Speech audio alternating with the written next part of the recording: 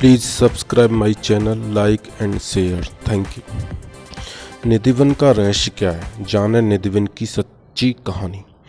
निधिवन मथुरा शहर में भगवान श्री कृष्ण की नगरी वृंदावन में स्थित एक विशाल वन है जिसमें असंख्य पेड़ हैं।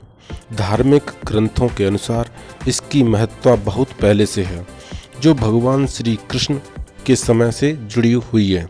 यहाँ के रहने वाले ब्रजवासियों के अनुसार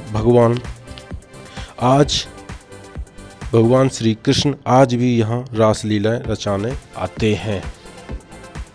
आपने भगवान श्री कृष्ण की गोपियों के साथ रास रचाने की कथाएं कई बार सुनी होंगी, तो यह वही स्थल है जब नन्हे कान्हा अपने बचपन में वृंदावन गोकुल की गलियों में बांसुरी बजाया करते थे और उसकी मधुर धुन सुनकर आसपास की गोपियां व माता राधा दौड़ी दौड़ी चली आती थीं।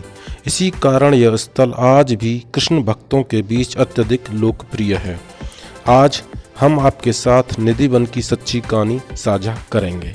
निधिवन का रहस्य, जहाँ पेड़ बन जाते हैं गोपियाँ। यहाँ आप जो भी पेड़ देखेंगे वे अपने आप में विचित्र हैं। सभी पेड़ों की शाखाएं सीधी न होकर मुड़ी हुई हैं।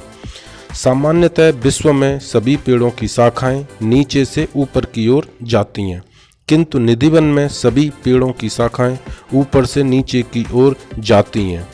यह चीज़ अपने आप में ही विचित्र है। मान्यता है कि सूर्यास्त के बाद पेड़ों की यही शाखाएं गोपियों में परिवर्तित हो जाती हैं, जिनके साथ भगवान श्री कृष्ण रासलीला रचाते हैं। सूर्योदय होने से पहले ही वह पुनः अपने रूप में आ जाती हैं।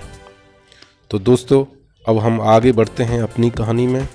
ये एक सच्ची जानकारी है, आपको बहुत ही आनंद आएगा। आपको यहाँ एक बार ज़रूर जाना चाहिए। वृंदावन बांके बिहारी जी निधिवन में ललिता कुंड, यहाँ एक ललिता कुंड है। यहाँ आपको एक कुंड भी देखने को मिलेगा जिसे ललिता कुंड के नाम से जाना जाता है। मान्यता के अनुसार द्वापर युग में जब भगवान श्री कृष्ण रासलीला रचा रहे थे, तब अचानक उनमें से एक गोपी ललिता को प्यास लगी। ललिता राधा की प्रिय सहेली थी, जो कान्हा और राधा को ब्रजवासियों की नज़रों से बचाकर मिलने में सहायता करती थी। तब भगवान श्री कृष्ण ने वहीं एक कुंड का निर्माण कर दिया, जिसे आज ललिता कुंड के नाम से जाना जाता है। शाम के समय निधिवन जाने की मनाही है। यह भक्तों के लिए केवल दिन में ही खुला रहता है। सूर्योदय से पहले व सूर्यास्त के बाद यहाँ किसी को भी जाने की बिल्कुल मनाही है। सूर्यास्त से पहले ही इस वन को खाली करवाकर बंद कर दिया जाता है। सूर्यास्त से पहले मंदिर के पुजारी भी इस जगह छोड़कर चले जाते हैं। आपको दिन में कई पक्षी बंदर इस वन में दिख जाएंगे, किंतु शाम होने के साथ साथ वे भी इस वन को छोड़कर चले जाते हैं।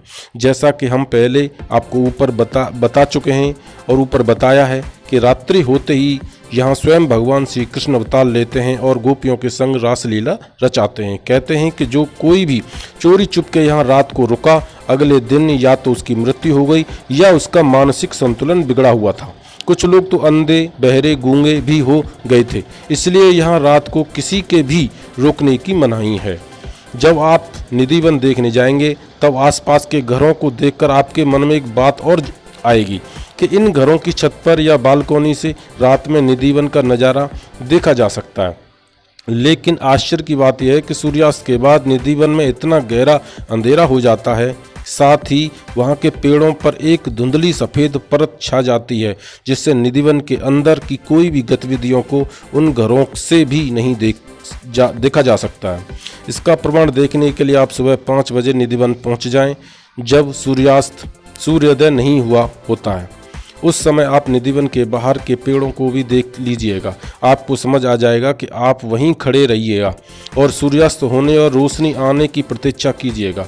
जैसे ही सूर्यास्त हो जाएगा, एकदम से पेड़ों से धुंधली परत हट जाएगी और अभी तक आपको वहाँ जो एक भी बंदर या पक्षी नहीं दिखाई दे रहा था, वह सब एकदम से उमड़ पड़ेंगे।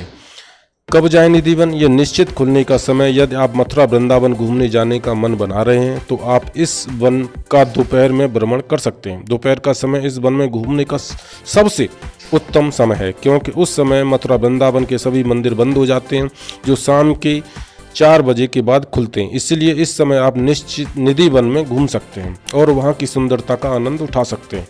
मौसम के अनुसार इसके पट सुबह 5 से 6 बजे के बीच खुलते हैं। 6 बजे के आसपास यहाँ मंगला आरती होती है।